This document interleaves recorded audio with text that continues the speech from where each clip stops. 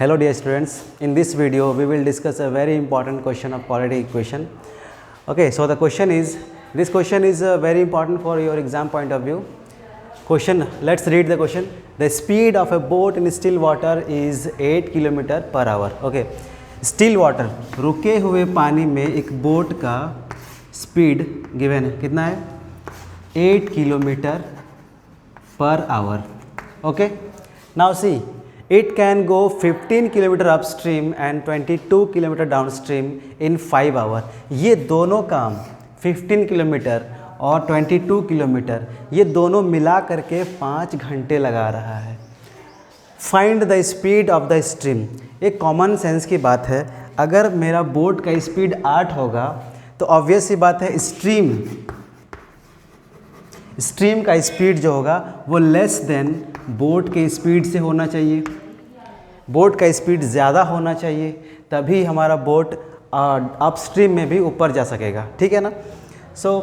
और दूसरी बात यह है, अगर हमारा बोट स्ट्रीम के साथ चलता है, अगर ये स्ट्रीम डाउनस्ट्रीम में जा रहा है अगर हमारा बोट, तो क्या इसका स्पीड बढ़ जाएगा. कितना बढ़ जाएगा. अगर स्टिल वाटर में बोट का स्पीड 8 किलोमीटर पर आवर है तो और स्ट्रीम का speed suppose x y z कुछ भी होगा तो ये ऐड हो जाएगा. So x plus 8 plus x. और अगर ये अपस्ट्रीम में जा रहा होगा तो ये बन जाएगा 8 माइनस एक्स. अब कुछ बच्चे यहाँ पे गलती क्या करते हैं, x माइनस 8 भी कुछ बच्चे लिखते हैं, लेकिन एक कॉमन सेंस की बात है. 8 माइनस एक्स क्यों लिख रहा हूँ मैं, क्योंकि बोट का स्पीड है 8 kilometre per our.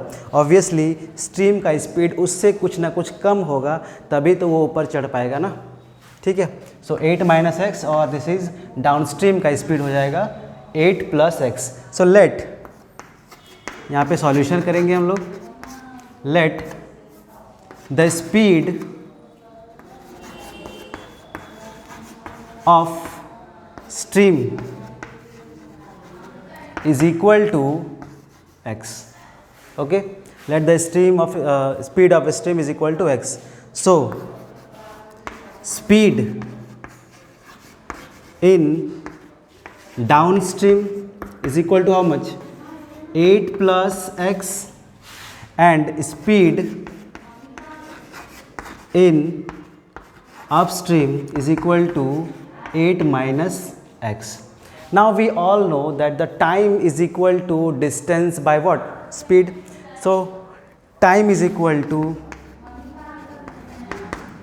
distance by speed. और यहीं से हमारा एक इक्वेशन रेडी होगा, क्वाड्रेटिक इक्वेशन.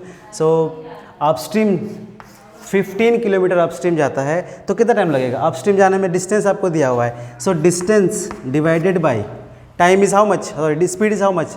अपस्ट्रीम जाने के लिए स्पीड हो रहा है हमारा 8 माइनस एक्स. ओके. और डाउनस्ट्रीम कितना किलोमीटर है, 22 किलोमीटर डाउनस्ट्रीम जा रहा है. तो 22 डिस्टेंस बाय स्पीड, किस स्पीड से जा रहा है, दिस डाउनस्ट्रीम वाले स्पीड 8 प्लस एक्स. अब बताइए distance by speed, this is the time formula और not, this is the time और not. Distance by speed, distance by speed, इस टाइम को और इस टाइम को मिला करके दोनों को ऐड करके अकॉर्डिंग टू द क्वेश्चन अगर हम चले तो ये गिवन है हमारा, कितना है 5 hours. This is 5 hours. Okay, this is the quadratic equation. यहाँ तक हमारा जो है 99% काम हो चुका है. इसके बाद सिर्फ और सिर्फ सॉल्यूशन बचा है. जो भी यहाँ तक बच्चे कर लेंगे उनका समझ लीजिए कंसेप्ट क्लियर है. इसके बाद आप अगर कैलकुलेशन में मिस्टेक करेंगे तो फिर वो अलग बात है. ठीक है ना. Now I am going to solve this quadratic equation. Let's solve it. So just take the LCM. 8 plus x, 8 minus x into 8 plus x. And when 15 को मल्टीप्लाई करना होगा 8 प्लस एक्स से, so 15 into 8 plus x plus 22 into 8 minus x is equal to 5. Okay, now solve it. That is 120 plus 15x plus 176 minus 22x divided by 64 minus x square is equal to 5। अभी देखिए यहाँ पे a minus b और a plus b के form में था, तो मैंने directly a square minus b square कर दिया, किसी को कोई दिक्कत नहीं होना चाहिए। Now it will be okay, it can be reduced into what? See, now we can write it 5x square minus 7x, 320 will come this side, this is minus 24 is equal to 0.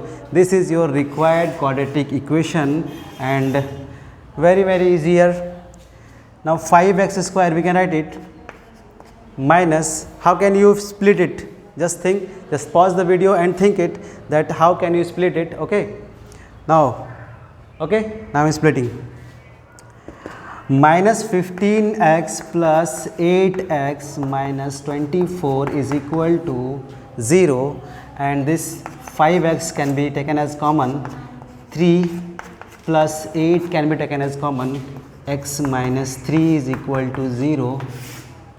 Now 5x plus 8 and x minus 3 is equal to 0. From here we can calculate that x is equal to minus 8 by 5 and x is equal to 3. देखिए हमने x का value जो लिया था, x को हमने assume जो किया था वो था स्पीड, स्ट्रीम का स्पीड था वो, और स्ट्रीम का स्पीड किसी का भी स्पीड वो माइनस में नहीं हो सकता है, ठीक है। सो इनवैलिड है, this answer is correct. So x is equal to 3 kilometre per hour, this is your correct answer. Okay,